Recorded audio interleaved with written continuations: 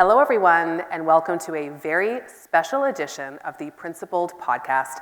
I'm your host, Grace McCallum, and we are so fortunate to be coming to you today from the incredible Schwartz Reisman Innovation Campus here at the University of Toronto.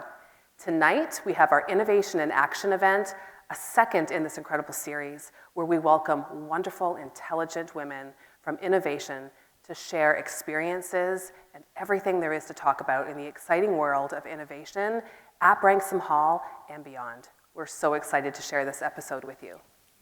Good evening, everyone, and welcome to our Innovation in Action event. Thank you all for being here with us this evening. Before we begin, I would like to share the land acknowledgement. Today, I'm joining you from the University of Toronto Schwartz Reisman Innovation Campus, and I acknowledge and honor the ancestral land of the past, present, and future people, including the Huron-Wendat, the Haudenosaunee, the Anishinaabe, and most recently, the Mississaugas of the Credit, who are the original inhabitants of this location. I would now like to invite Principal Grace McCallum to share some words.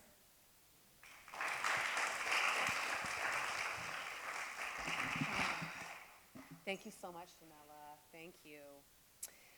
Well, good evening, everyone. What a pleasure to have you all here tonight and to be with you here in the beautiful new Schwartz Reisman Innovation Campus at our second event in our Innovation in Action series. I'm so delighted that we could do this again. It went so well the first time, so fingers crossed for tonight. When I look around, the warm wood, the open glass, the tech, and the areas for collaboration in this building, it really reminds me actually of what's going to be opening at Branksome very soon, the iCAST. And frankly, I have to say, I don't mind comparing us to the world's top educational institutions. So it's a great litmus test for Branksome. This series, this Innovation in Action series that we've been doing, it reflects something bigger. It reflects a new commitment at Branksome, bringing the real world into our world, and doing so very intentionally in spaces that mirror the ambitions of the girls that will live in these spaces. If you were here for us for the first event that we did at Google, you'll remember iCast's entire purpose is to create an environment where tech literacy and an innovation mindset are front and center, where they become second nature for our girls, where silos dissolve, where cross-grade and interdisciplinary collaboration are not the exception, but the rule. They're the way that we work. And that's because that's how the world works now. That's how universities educate. And quite frankly, that's how our girls are going to have to lead when they leave the nest of Branksome. We know that Canada faces a digital and a skills shortage in STEM. That's already slowing down our economy, already slowing down innovation. So as an educator, I have to say, it feels like the stakes are really high. And in addition to this shortage, there's something that is not a surprise to anyone in this room. There's still a gender divide. Women are still dramatically underrepresented in industries like tech, entrepreneurship, engineering, AI, finance. I could spend the next 2 hours listing all of the other things. It's our job to change that. And we are changing that, not by talking about it here tonight, although this is a small step, but by taking action and doing something about it. iCAST is one of those solutions. And it's not a classroom. It's not a classroom space that we traditionally think about. It is the working world brought to life for our students. It's where our students create VR content, where they are fabricating designs, prototyping, collaborating across disciplines, not just in a silo, and not just in their grade level, but partnering with their big sisters in other grades to learn from them. The work that they will be doing mirrors how we will want them to work and collaborate when they leave us. In this very building, and across campuses like U of T, post-secondary institutions around the world, silos are already falling and disciplines collide, We see engineers working with artists, artists who want to become engineers. We see technologists, people who are experts in technology working with people who are experts in ethics. If universities are doing this, why shouldn't we be doing it at Branksome? Education absolutely has to change. I think we have a once-in-a-generation opportunity to transform education, and we're leading that change. And we're not doing it alone.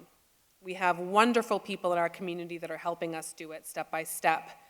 So proudly, we have our Innovation Council, an incredible group of Branksome community members who are leaders in the area of tech and entrepreneurial spaces to ensure that iCAST remains laser-focused on relevancy, on leadership, on innovation, and we're bringing the real world into Branksome and sending our students out fully prepared not just to meet the challenges, but to lead. And that's something that speaks to me as a mom of 2 girls at the school, and also as someone who's so passionate about education for girls. So I want to give you a little bit more picture about what this could look like, and you'll hear more tonight as well. If you were here in the first part of this series, you heard us speaking about what might happen in iCAST kind of like at a 50,000 foot level, and tonight you're going to hear it at like a 1 foot level, because now we've got great, wonderful concrete details to share with you. And I want to start now by giving you just a picture. So for example, picture our grade 2 students and our grade 9 students collaborating together on real-world accessibility challenges.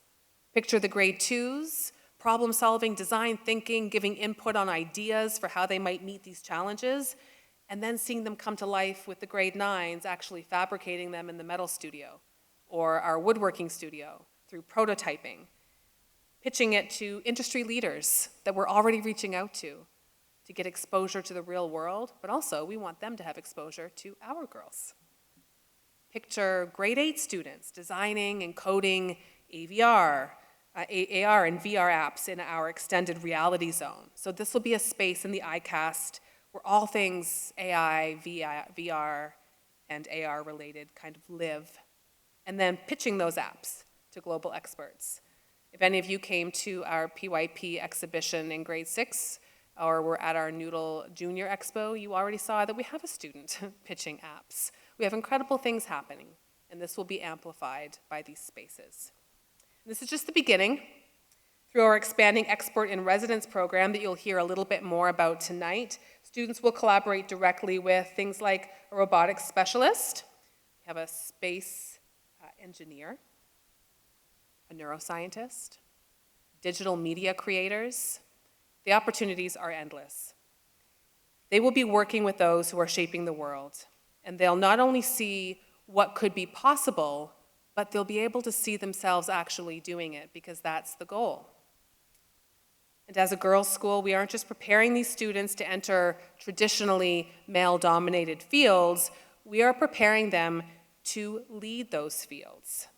We are building a future where our graduates don't just join industries like AI, engineering, innovation. We want them to redefine what those mean.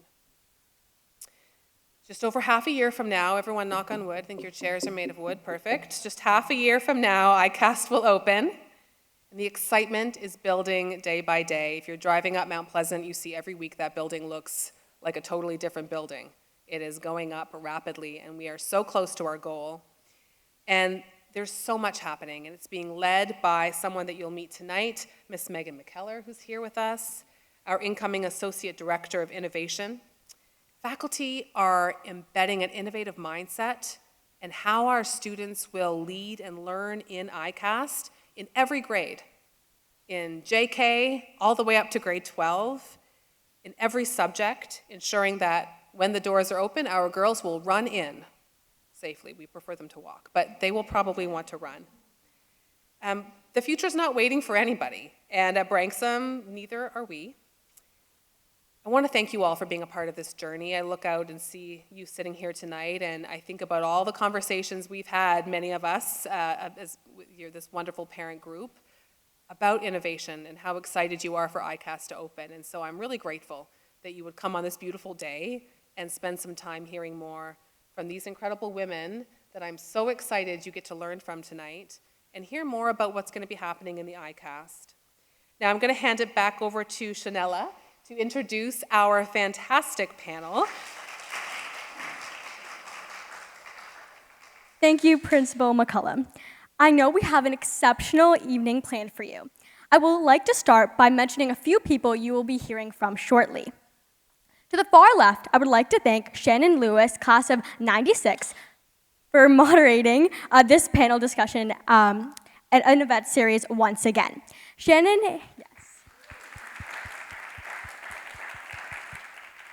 Shannon is president of the Canadian Media Directors Council. We're also so pleased to welcome Dr. Mara Letterman here tonight, thanks to the connection from the board member and parent, Chad Bain. Yes.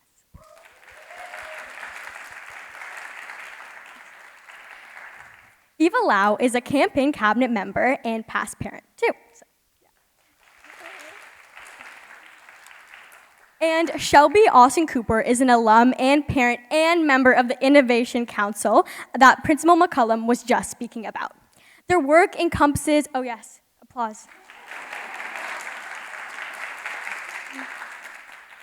Their work encompasses a variety of fields, everything from healthcare to law, HR, education, media, advertising, and retail. So you're really in for some key insights about where tomorrow's jobs will be. So please welcome Shelby Austin Cooper, class of '99, co-founder and CEO of Our Area AI Inc., Eva Lau, founding partner of Two Small Fish Ventures, Dr. Mara Letterman, COO and co-founder of Signal One, Megan McKellar, Associate Director, Curriculum Innovation at Branksome Hall, and Grace McCallum, Principal of Branksome Hall. I will now turn it over to the panelists. Thank you. I think we should do, thank you. Round of applause for Shanella to introduce us so beautifully. Thank you. You're in for a treat, definitely a treat. This is a power panel of female leaders, investors, and educators. So I hope that my one key takeaway is as parents that you're going to learn something new and exciting about the future world for our daughters, leading companies and businesses, and then also learning a little bit more about iCAST, because we're so close. We are so close. And every time we do these talks, I feel like we're one step closer. Okay, I'm going to start. I'm going to kick it off and dive really into it. You know I love rapid fire. I'm looking at Mark because we've talked about this for a while. 3 skills as a parent. I'm sure you're thinking about this. 3 indispensable skills for the future that our girls must have. Mara. Adaptability. Okay. Ability to have difficult conversations. And communicating for impact. Love that. I'm going to switch it up because there's no order here. I'm just going to put you on the spot. Grace. Creativity, critical thinking, and emotional intelligence. Got that, EI. Eva. Well, Branksome is already preparing them for the 3 skills I'm going to say. Critical thinking, the ability to do reflections. All the parents hate that, but that's what we do.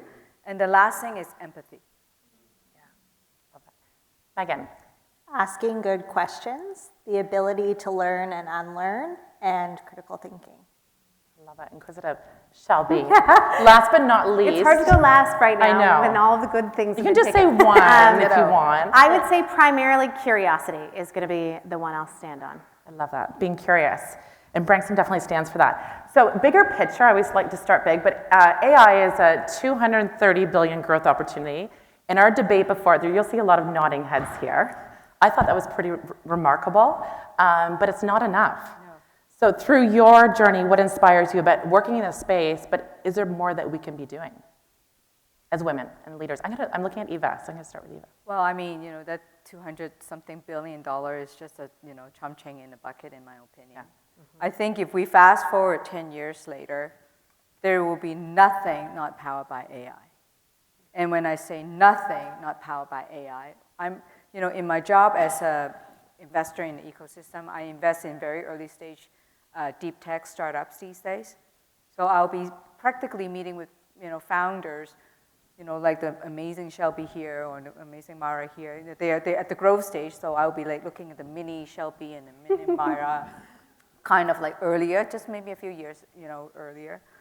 We're seeing like leaps and bounds of innovations happening in everything.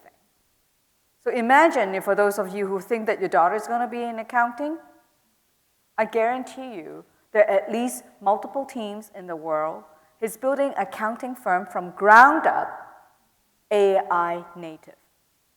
Meaning that they will suck in data, they will create all those balance sheets, and then you'll be asking the question, what will my daughter do then?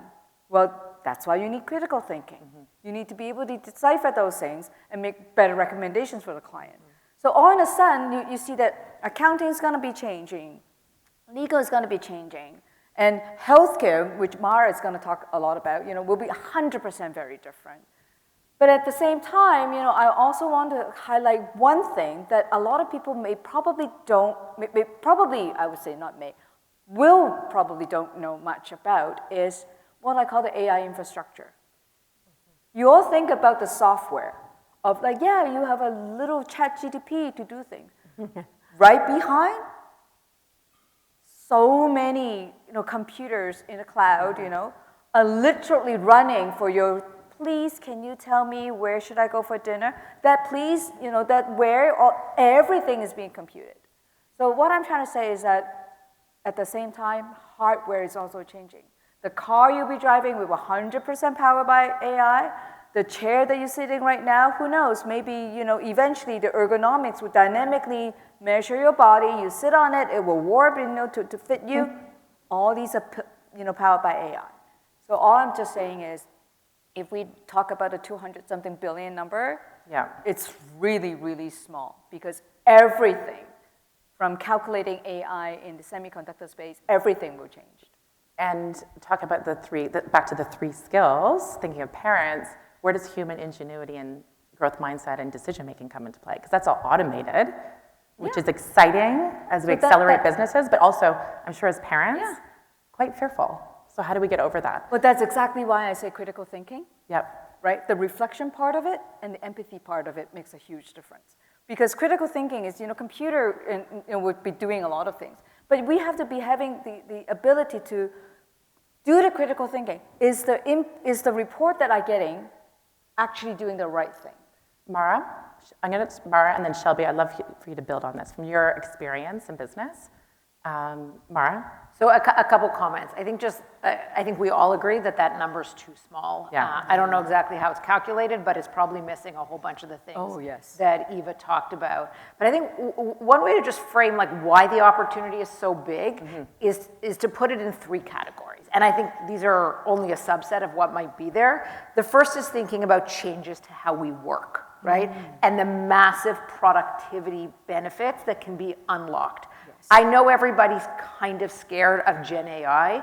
At the same time, thinking about a technology that can take a task and reduce its time from days to minutes is insane, right? Yes. I know everybody's like, oh, but that was someone's job. And yes, it might have been someone's job, and that person might now have time to do something else. Yes. But from a productivity perspective, and just by way of background, I'm an economist, right? So this is something that's near and dear to my heart. The opportunity for us to become productive is massive. Yes. So think of that as one category. I think a second category is to think about new products and services. How many new products do we have, or modified versions of products, or better products because of AI, either the products themselves or the way they are delivered or how we experience them? So obviously, media, music, television is an example of this. It's being disrupted. Those industries are being completely disrupted. So but let's think from a consumer perspective how great that is, right? And then from a student perspective, you think of talent in your company. What will it look like 5 years from now, and 10 years from now, when you're hiring? Yeah, so guys, first of all, the reason why I think that number is really small is because when I look at the financial services opportunity, so my startup builds a bunch of technology for large-scale financial institutions around the world, and we look at the opportunity as just for the transformation in financial services as a $20 trillion opportunity. Yeah. Wow. So, it's not even within magnitudes of the correct number, and while that one is maybe a little overstated, who knows? It's a McKinsey-backed study number. The $230 billion is most certainly violently understated. When I think about the next talent, I even think, gosh, I started off my career as a lawyer. It's what I wanted to be when I grew up. It's where I started, and I loved it. And thinking back on what I did, there wouldn't be that job anymore. I did my first 6 or 7 years of practice, and most of that is gone. And even now in my company, I hire tons and tons of sort of helpful young associates to do a number of tasks. And so much of what they can do is done by Perplexity these days. Shout out. I mean, everyone has their own one they like. I'm a big Perplexity fan. Gemini. Yeah, exactly. Yeah, big fan of Gemini too. And so our team, when we look for skills, what we're really looking for is not someone to complete the routine tasks. We might have them complete routine tasks because that way they'll learn how to think about our business. But really what we're trying to do is as quickly as possible almost gamify what it's like to learn those tasks so we can get them to the non-linear portion of their thinking as soon as possible. And so when we think about training the next generation and we think, and in law we always talk about this all the time, like how would you train people if they never did due diligence on a deal to negotiate a deal? How do you have the senior level talent? And I think the answer will be that we'll develop new strategies and techniques for training. And in our case, we basically simulate a lot of that early route training that one would have done to get people the experience on a much faster time scale in order to be able to ensure that we're getting people up to speed to be able to use those critical thinking skills sooner in their lifespan as part of the working world. And I love the idea of gamification as a tool to upskill people. Is that something that attracts this younger generation into your company? Oh gosh, I mean, we're so lucky. We're so lucky because I think Arteria is as hard as any university in the world to get into, and we're so lucky and have so many amazing young women who work with us. So yeah, we're totally excited. Okay, switching gears, we talked a little bit about career journeys and the future of workplace and talent. Back to iCAST, because that's where we're here. iCAST is opening January 2026. No one's knocking on wood. I'm confident it's going to happen. Big expectations, but it's so exciting. I actually took a tour with a hard hat of the space, and you really need to see it from a tactile perspective, but the opportunity is just remarkable for our girls. So Grace, just walk us through a little bit of how has iCAST evolved, and what are parents going to expect in January? It's going to be incredible. And so, I want to piggyback off of what you've just said, because that's what people are going to expect and should expect from iCAST, is we want to prepare these girls not just to go and leave Branksome and be passive digesters of AI, for example. We want them to understand how to enter workforces and be able to lead agentic AI. We're seeing a dip in companies, for example, hiring these entry-level positions. We need to think bigger for the girls and what it is that they're really going to need. And that's how I think about iCAST. The building is incredible. I mean, you've heard this, I hope you've heard it. It's one of the only buildings of its kind in a K-12 space in Canada. Our girls deserve that. I mean, they're incredible state-of-the-art spaces, so of course you can expect that. But it's about a lot more than the tech skills they're going to learn in the building. They will be learning tech skills because we want to address the skills gap in Canada, but the skills that they're learning, let's be honest, they'll be different a year from now. Or the things that they're using will expire 6 months after they start, and that's okay. We're going to be agile with those tools, but it's about so much more than the tools. Yes. It's about developing their innovative mindset. So what you can expect is the entire Branksome community really being behind this, not just living in iCAST, but living through the entire community of what is the kind of girl that we're looking to put out into the world. We're looking for our students to be able to know how to design, understand how to receive, and also seek feedback that might not be the feedback they were hoping to hear, to be able to hear it, use it to go back to the drawing board with resilience and grit, speak about their ideas with conviction, with clarity, to have lots of guided, structured experiences with prototyping, pitching, design, business models, in a way that's coached in a developmental way that makes sense for them, so that when they leave us, they're able to enter the world. Those skills are transferable. Maybe they'll go into STEM, maybe they won't. Maybe they'll go and open their own businesses, maybe not. But all of those skills are going to make them really powerful. And just one more thing that I want to mention about that innovative mindset that I don't think we associate with a building like iCAST is the ability for them to really, and we're being very intentional about how we're going to teach them to learn this, the ability to seek out opinions that they disagree with, or points of view that they really feel passionately are in conflict with their own, but be able to sit in the discomfort and listen and absorb it, not to wait to respond, but to be able to use that to solve problems. Oh, yes. You're having a lot of nods here. I think it's so interesting from a corporate perspective because the value of being open to feedback is just is so critical. Do you want to build on that? Me and Myra, we do that all the time. Yeah. At Creative Destruction, like one of a world-class accelerator birthed out from Toronto, U of T here. We do that all the time. We do that every day in our company. We walk out of every meeting, my co-founder and I, and we are mature founders. Like we are old we're not like 28-year-olds in a garage. We've had full careers. And we walk out of every meeting, we look at each other and say, how could we have been better? Yeah. Bring it on. And we do that in front of the young people who work for us. Our CEO lets me give him feedback and I do the same in front of everybody to create the culture of everybody seeking feedback and everybody learning how to give positive but constructive feedback. See, the thing is for me, creating that culture, it's key in my venture fund. Because, venture fund, what we do is, bet on these companies and, many of them will die. If we get 10%, 20%, 30% of them, have that outsized return, then they are like really, really good. So when I bring in, senior members into my venture fund, I tell them one thing. And only one thing. I said, I'm hiring you here to come in, not to say, yes, Eva, you're right. Your number one thing you have to say is, no, Eva, you're wrong because. So you see the difference? It's not just say, Eva, you're wrong, and then just leave it at that. It's like people push everyone to have critical thinking, to have that reflection, but at the same time, have that empathy. Right. So they're not going to say, Eva, you're wrong because you're silly because you suck. Because we don't teach them that, right? But then at the same time, they will be like, you're wrong because your hypothesis over here is too weak. What about this? What about that? Then all of a sudden, everybody kicks into the mode of pushing everybody's blind spot and try to do better right there. Not even next time, right there. I love that, and it also goes back to everyone's three key points of skills, right? Like you said, empathy, and be empathetic and be open. Shelby, do you want to add to that, or?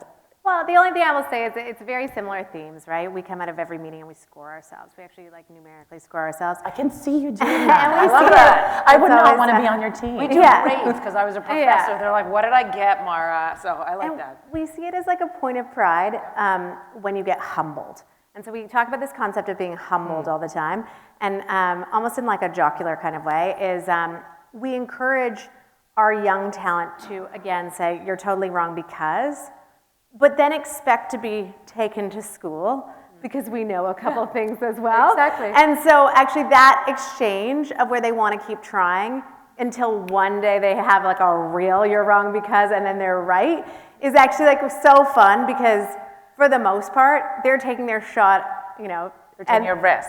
And then they're typically like, not right. I mean, it would be, but actually that's okay because that concept of sort of continuing to try to have at-bats to say, no, I've thought this one through, Shelby. I really have it this time. You are wrong because of the following. And I'm like, so close. So close. You haven't considered this part of the equation or this part of the calculus in terms of your thinking.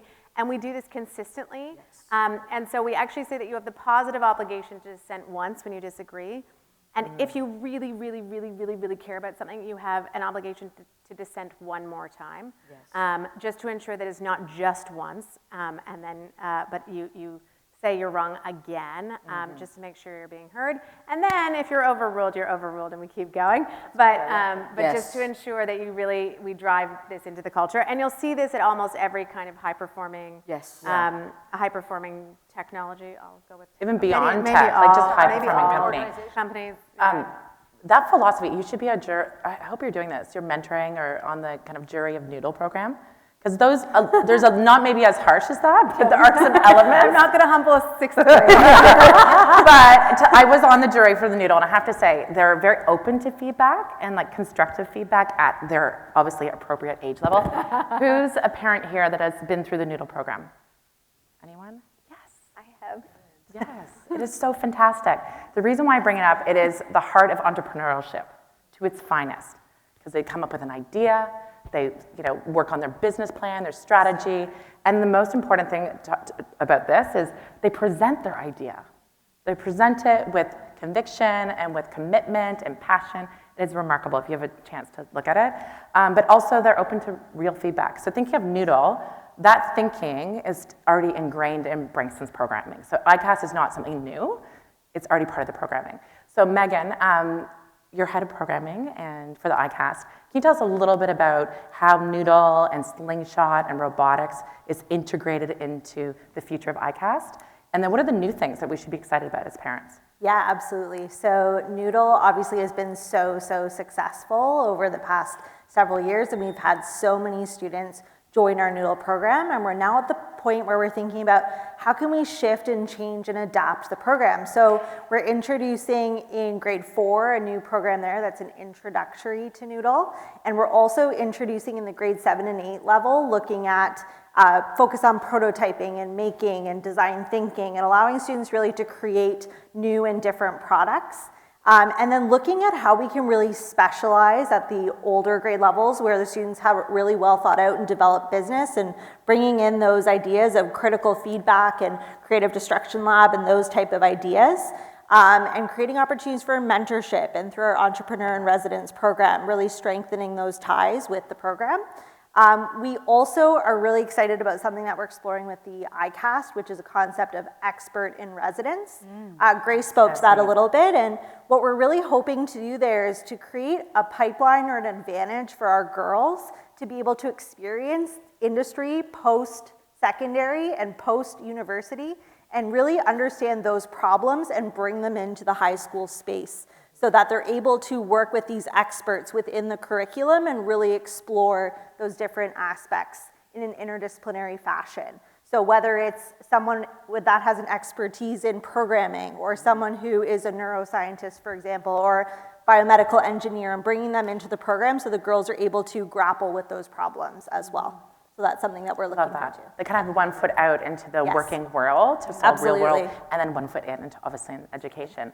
On that note, where was I going here? I'm going to flip the script a little bit, because we do have some amazing leaders and female leaders in STEM and science and tech.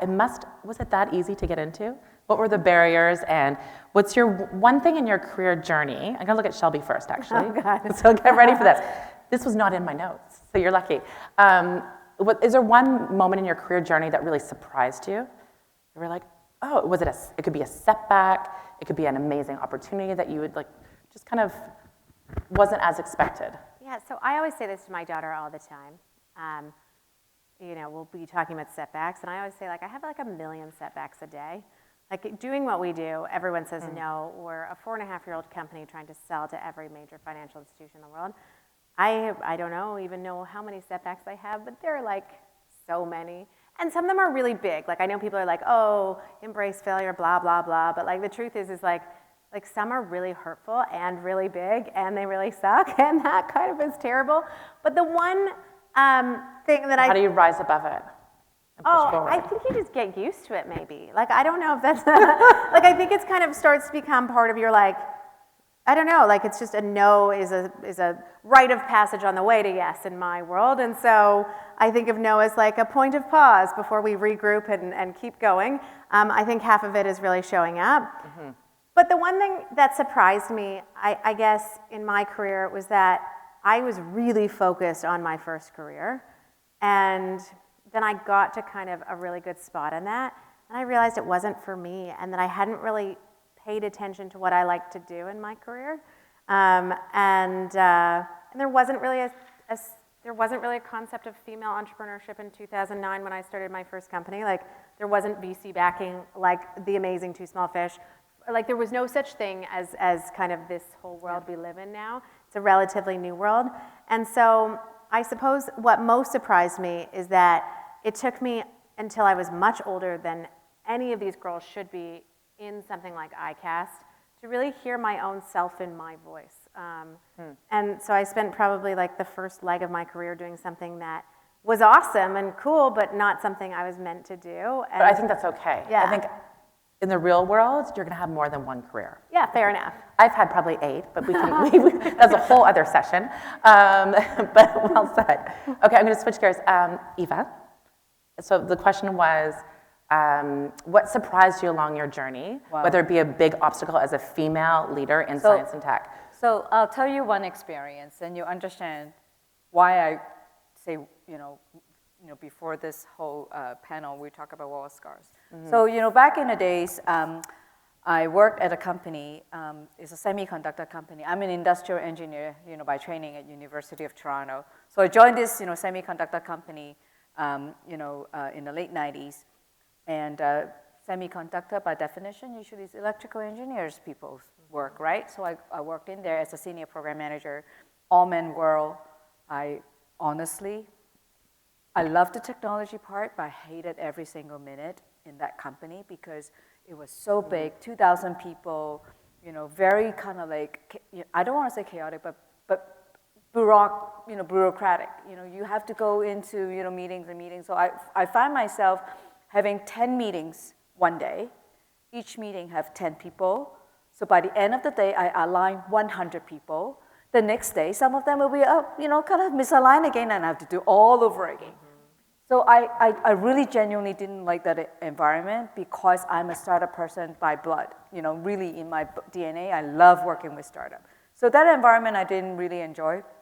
I learned a ton from a technology perspective, but I swear to God, I'm like, I will never go into semicon ever again. Guess what I'm doing right now? Yeah. Comes full circle. That's right. So the biggest obstacle could actually be your biggest blessings that you never knew. So if you actually look around the ecosystem right now, I'm the only woman in Canada that invests in semiconductors. Oh, I love that. Sorry, that was meant to be. So all I'm saying is you may felt that moment was the most horrible thing that you have experienced. It could be a blessing in disguise. Harness it.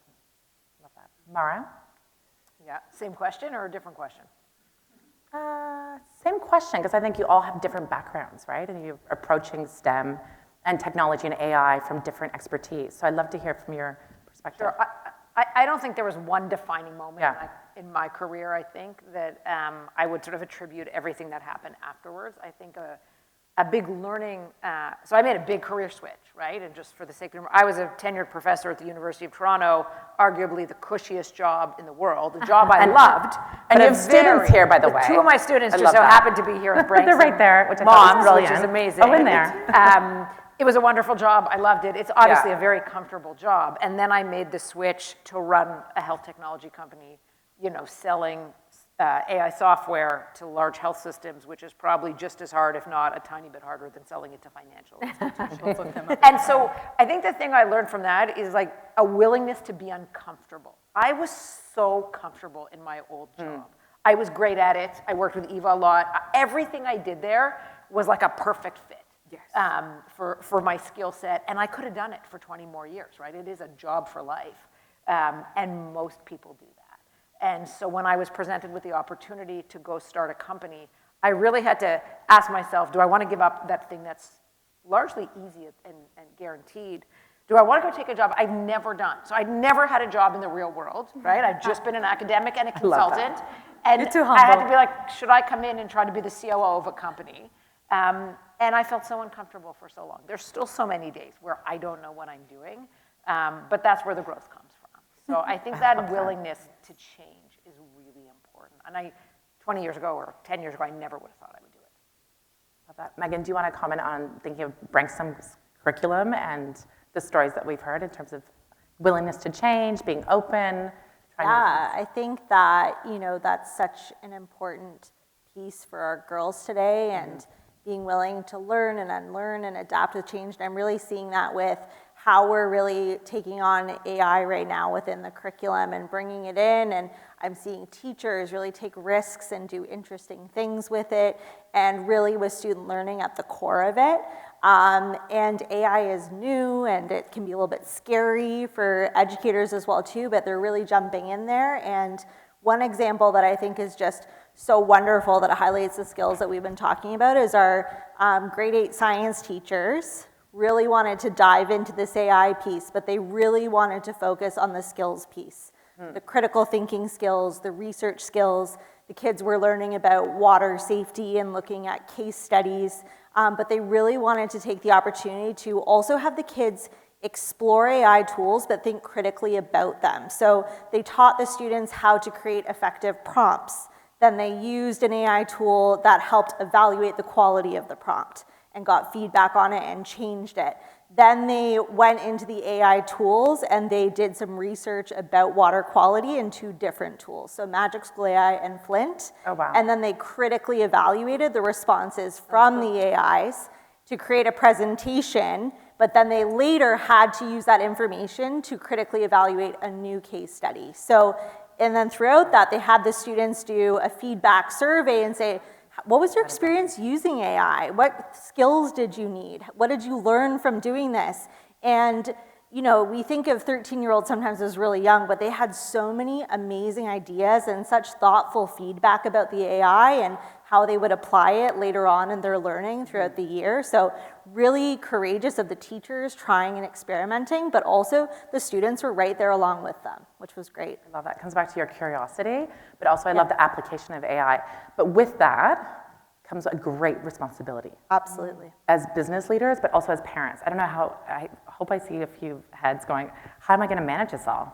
I know I'm a parent of a grade 4 daughter, and I think about ethically as an educator and actually at Branksome, how are we going to navigate the world of AI and in terms of privacy, access to content, harmful content, which is totally a different topic. So Grace, I'd love your point of view as Branksome. What is your vision in terms of using AI ethically and responsibly? Yeah, I think it's critical in everything that we're doing with AI right now. And you know, it's really interesting. Schools around the world have been on a journey of how they are leaning into AI. I think it's almost funny. You know, you look back a year ago, or when did ChatGPT fly into the scene? It's like a year November ago? 23. Right. So yeah, I guess it's almost 2 years ago now. 2022. And when schools got this, the almost #1 reaction of most schools was, can anyone guess? Ban it. It's banned. Yeah. But you embraced it. I remember talking to you about this. We embraced it, yeah. You totally embraced it. Really embraced it because, I mean, everyone does the best they can in the moments that they're in, so no judgment. You know, if anyone's listening and they're like, well, I'm a school leader and I banned it. It's okay, don't worry, we don't judge you. But I think, you know, we have to be looking at the bigger picture. It's here. And so it's not about banning it. And also, we can't equate AI to cheating on an essay. That's the most simplistic connection we could make. It's so much bigger than that. And it's incumbent upon us as a leading school to transform the way we teach to match this need. It'll be like whack-a-mole. You can ban ChatGPT and then you're gonna have to ban something else tomorrow. So I just wanna acknowledge that. I think it's so much bigger, and the way that we have to transform how we're teaching is really important. And also considering the ethical implications and the privacy implications are key. So it's a really wonderful, creative, and challenging time to be an educator. But it's about empowering our students to understand the privacy of it. It's about empowering our students to understand their ethical responsibility. And I think what's most important are ensuring we've got great policies to protect kids in these ways and protect teachers and to educate them. But more than that, how are we teaching them, as I said before, not just to be digesters and passive users, how are we teaching them to design it, to influence it with what they understand ethically with their character? And how are we teaching them to be leaders of it? That's our approach. Any thoughts from you're all parents and mothers, and also leaders in AI and tech. So what's your perspective? Does anyone want to follow Grace on the ethical responsibility as leaders working in this space? I mean, I think there's a whole conversation on this could be a different panel, but top line. On businesses. I think it's maybe more helpful here to think about in the context of parents. Yes. I was thinking about that before the panel. I think our first duty as parents is to teach our kids good ethics. And if they have good ethics, then they actually know how to navigate ethical situations around AI or not. And for example, my older one was a first-year student at Western. He had a take-home exam. We talked about it afterwards. I said, how was it? He goes, I think it went okay, but I think I was the only one of my friends who didn't have a kid off camera to the side putting the questions into ChatGPT. And so I didn't teach him about ethical AI. I didn't even know the nature of the exam. I just tried to raise him with good ethics so that he knows if this is meant to be an exam that I don't use ChatGPT. I don't put a kid with ChatGPT. And so, yes, there's some unique things, obviously, around privacy. But at the end of the day, if we teach our kids to make right and wrong decisions, and as they encounter what they know is the wrong use of AI, if we've taught them the right ethics, they'll navigate that ethical situation appropriately, just like they would other ones. So I think as a parent, that is the starting point. Like ethics are ethics. Ethics, morals, and values, which Branksome has such a strong ethical, moral, or value code system that you can apply to AI. You're so right. There's just one thing I want to debunk the myth here. I think parents in the room are very concerned. Maybe I'm one of those weird parents that I'm not concerned. Imagine when electricity was discovered, it was one of the most dangerous things. But that's why I don't want to say regulations, standard developed around it. So that's how, then all of a sudden, you have safety levers. Internet, when it first came out, is the most horrible thing. But guess what? That's what cybersecurity. You have like secure connections. You don't use HTTP anymore. You do HTTPS now. So things will evolve, and because when you have a new problem, there'll be new solutions to it. So I'm not concerned about what you see right now, will forever be here.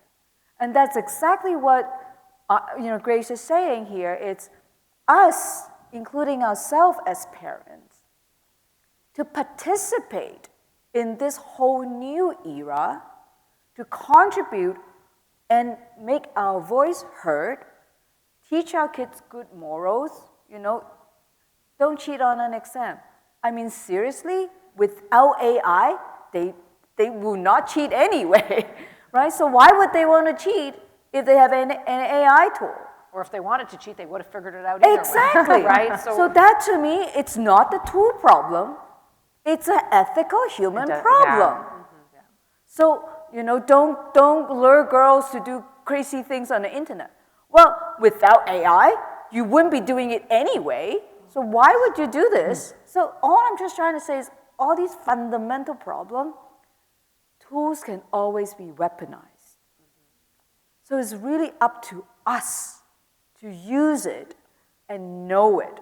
For me, one of the things, when ChatGPT came out back in the days, we are in that industry long ago, so the moment I saw it, there are people say, oh my gosh, I'm gonna, use this and develop an app to teach mother, how to kind of like take care of the children, like the many, like non-technical people pitching me business idea, and I'm like, To take care of the children? yeah, there was a mom saying, Eva, I want to build an app, to sit on top of ChatGPT so that I can, sell this app as parenting app. I'm like, have you heard of one thing called hallucination?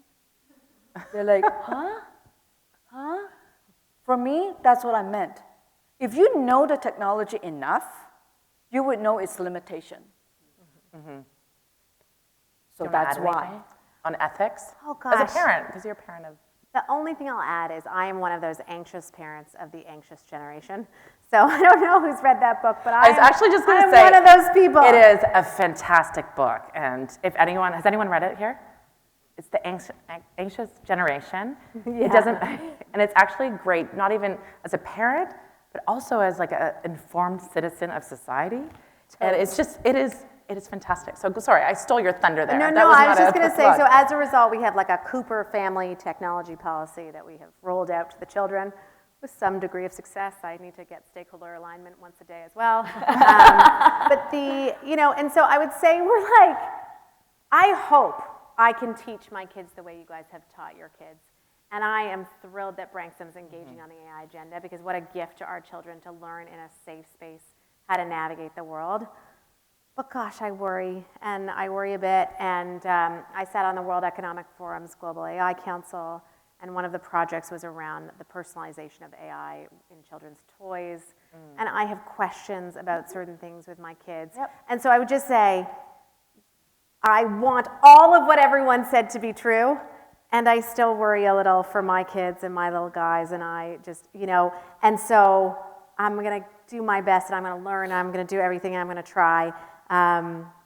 And I really hope it's okay. And I'm not worried about the things that people are worried grappling about. with it, I can I'm not tell. worried about the ethics of AI in the traditional sense and regulation. Like, I think that the world has gone way, like the world has misunderstood the implications of a lot of the current technology in businesses in particular. So I am not a let's regulate everything person at all. Absolutely. At all. I think that there's almost no one who thinks that that will work, particularly when, a lot of laws and policies exist already to govern against, cheating on tests and doing lots of bad things, weaponizing all of the things. But I will say, as a parent, I worry and I stress a bit, and I don't use, and I'm going to say something controversial maybe, but I don't use speech-enabled technology in my home, and maybe others do, but a lot of people I know who work in AI don't, because to us there's not much of a mystery that, people are like, oh, you're being listened to, and I'm like, no, you're definitely being listened to. Like, So you are, but I have a different take on that, because I'm the go for same. Is I think you lose connection. And it's just like, I have this rule in my household that no one, if you're on the 3rd floor and you want to talk to someone, you come downstairs and you actually have a conversation with me. There's no yelling. So no texting? There's no, happening? there's no yelling. But I think it comes down to Branksome's beauty of sense of community and connection. So it's not speech from a sense of someone's listening to me, but I think it's a sense of a loss of connection with the other person. Well, and I really must say, I so appreciate that iCAST will allow these girls to have a safety net. Because I want, when they get out into the real world, I want that learning. Hopefully I've done my bit. I'm going to be as good of a parent as Mara, maybe one day. But I hope that we all band together and figure this out as we go. Because I really want great adults. Before we wrap up, one thing on Branksome community, there's such a great community of women in leadership here today, but also we just had a side conversation on founders coming together in this space in STEM, and there's that is the future for our girls. So it doesn't stop at Branksome, it just accelerates.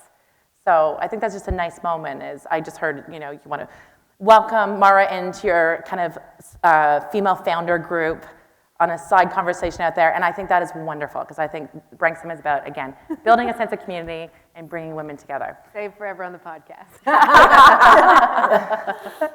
Okay, so to wrap it up, two questions. So one is, imagine it's 2040, which is actually, is that when my daughter is graduating? Not far off. What does success look like from this generation of Branksome graduates in tech, innovation, and entrepreneurship?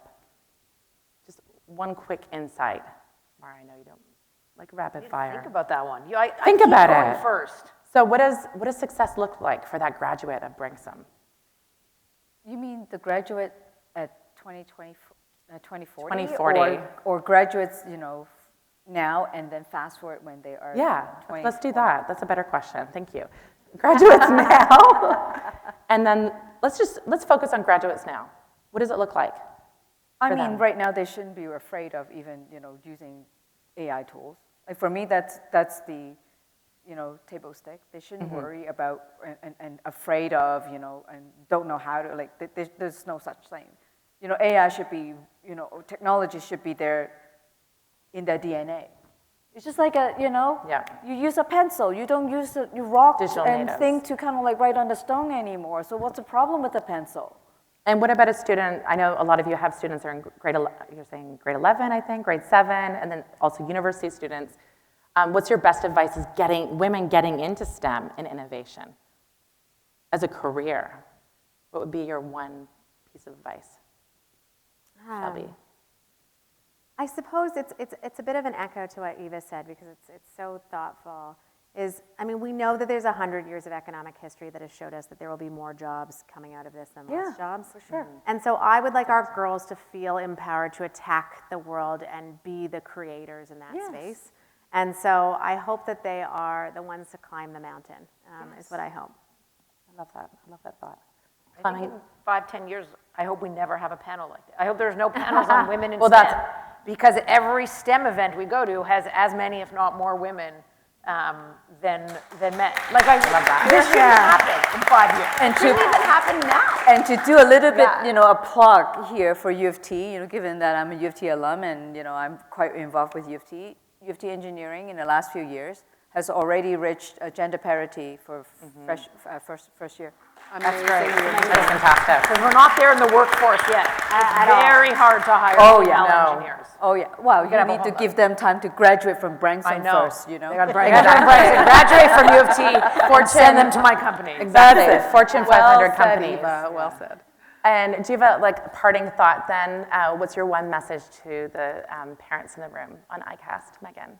Yeah, I think that there's really a lot to look forward to, and I'm so excited for the girls and all of the wonderful learning opportunities that they're going to have, interdisciplinary opportunities to bring the outside world in and go out to the outside world while they're still in the K-12 space.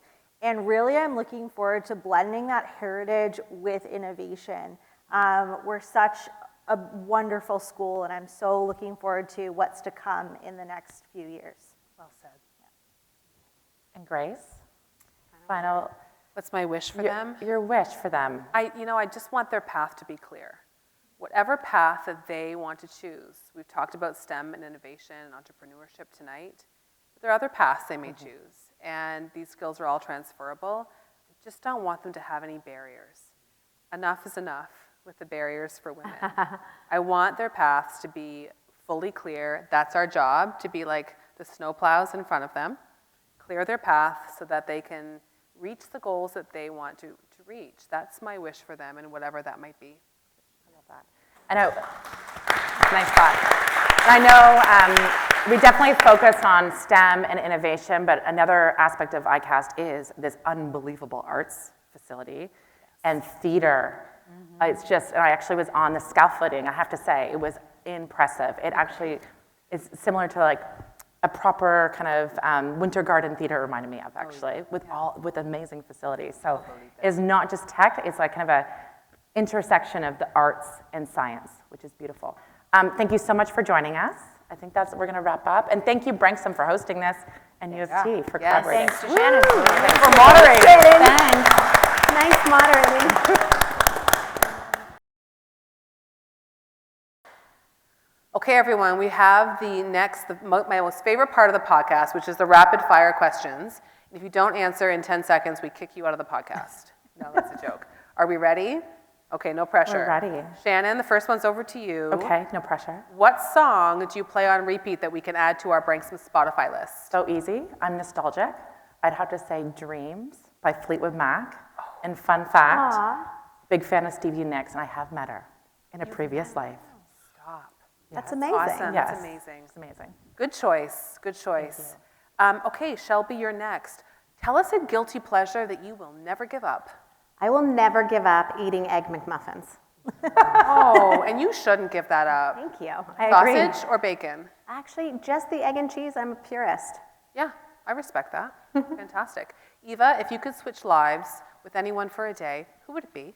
I will not switch life right now, but I will wait a little bit. When iCAST is open, I will absolutely switch my life with a grade 4 Branksome girl. Yes, I love it. They will. I would really want to see what they're experiencing then. Okay. They will paralyze a little bit when they see the amazing facility, but 30 minutes later, they're swimming in tech. Oh my gosh, Eva, I love that. And I've got an idea. Next year, in the spring, you come back, we put you back in grade 4, we'll get you a uniform. Yeah. And Well, I'm you not can- too sure if they have my size anymore. Oh no, they have your size. They definitely have your I would size. love to We'll see get you you in with the your- in a class, you can Branksome go in and uniform. experience it. Okay, love Mara, that. the next one's for you. Okay. What's the best piece of advice you've received? I had a friend who told me, if you're not making decisions you feel unqualified to make, you're not growing. And I thought that was fantastic. Oh, that's great. Yeah, I thought. I love that piece of, I'm gonna remember that because I feel like that every day. I know. That's I'm why it was growing. so good. You're growing. That's wonderful. And Megan, last one's for you. How do you want to be remembered? As someone who's a creative problem solver and someone who cares deeply about people. Well, you've got that cracked, so awesome. Okay, the next question is for all of you. So you all, because it's a special edition of the podcast, we've added a special question. We don't usually do this, but you can all answer this one. So here's the question. In your own industries, as powerful women leading in innovation, you have likely witnessed incredible growth in the young women that you've worked with. What's a common thread that you've observed for these young women who have successfully navigated big challenges and yet still forged a path forward? You want to start? Big question. Big I'd say it question. starts with definitely confidence, but then at the same time, it's a combination of creativity and code. So creative thinking, critical skills, growth mindset. But on the flip side, obviously for this conversation, is how are they actually learning about tech, AI, machine learning, and advancing their skill set in that area? Awesome. Thanks. So creativity and code. Awesome. There's Shelby? alliteration. For me, I think it's resilience. I think starting from when I was a lawyer through when I worked in my first startup to when I ran growth for another consulting firms, I mean, you just have to really give it your heart and soul and keep showing up every day, even when that day is really tough. Yeah. Thanks, Shelby. Well, for me, the women that I admired most and have seen them, being successful are the ones who are proud and not scared of wear their own war scars, their battle scars. I think, throughout our lives, whether you are a grade 4 student, get kind of like paralyzed because, you don't know tech, you thought you didn't know tech, all the way to women that I've worked with that couldn't fundraise, for their startup because people don't necessarily believe in their, believe in their technology, so on and so forth. So many of these women have what I call battle scars, war scars. They fail, they hurt themselves or someone hurt them, but guess what? They learn from those battle scars and proudly wear them, not shy to say, yes, I had a war scar at my back, but guess what? I am still present for the moment and continue to chart my path. I think to me is what resilient looks like. I love that. Thanks, Eva. I would say, especially among the young women who work with me now, they seek feedback in a way that I sometimes don't see the young men do. They want to be better. They come out of every experience saying, how could I have done that differently? How could I be better? They don't feel insecure about that. They just see it as a path to getting better. And they're very thoughtful about seeking the feedback, internalizing the feedback, and then kind of actioning that feedback. And so I see that taking them on sort of a growth trajectory that serves them really well in their career. Are they Branksome girls? They sound like Branksome girls. They might be. That's what we are trying to cultivate. That's incredible. It really matters. Yeah, I think for me, in the context of K-12 education, it's the students that are constantly pushing that status quo, asking great questions, asking why, and those that are really resilient and continue to learn every day and push the boundaries. Awesome. Thank you so much for letting us do this as a podcast, and thank you so much for these great answers. Thank you. Thank you. Thank you. Thank you so much for watching this very special episode of the PrincipalED podcast. We hope you learned a lot. We hope it sparked some great questions, and we're looking forward to talking to you more about innovation very soon. Bye for now.